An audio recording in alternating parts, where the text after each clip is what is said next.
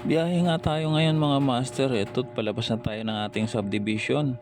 Ang pangalan nga pala ng subdivision namin mga master is Squatter Subdivision. Ayan mga master. So talagang yung daan lang talaga yung subdivision at yung tinitira namin ay squatter.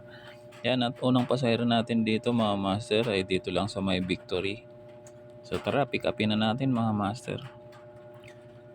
Pagkadating ko nga sa drop off ay nakita ko agad si ma'am at binigyan ko kagad ng helmet at inayos ko muna yung helmet ni ma'am at inadjust ko. Pagkasakay nga ni ma'am ay rat-rat na kami. Ang hatid nga pala ni ma'am ay sa Kamarin lang. Pagdating nga sa Kamarin ay nasundan na agad ito ng booking at pabalik din na naman ako ng Bagong Silang. So pagka-pick up ko nga pala kay ma'am ay meron si ma'am na bag, no? So hindi niya tinanggal yung bag kaya nakaliyad ako dito mag-drive.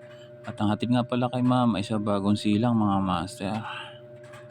Pagka-drop ko nga pala dito kay ma'am ay marami pa tayong booking na nakuha mga master hanggang sa nakarating na tayo ng Sampaloc, Manila at may pick up tayo dito mga master sa may Quiapo, no? So ito nga pala ay nakabooking ng pang passenger pero padala lang pala to mga master, isang damit lang ang padala niya. So kinuha na natin at sayang din naman.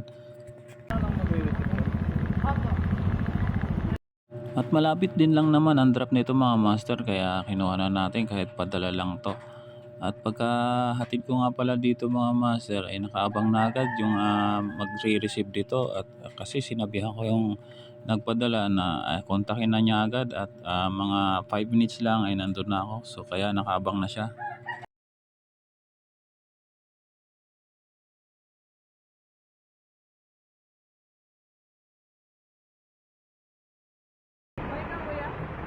May ka?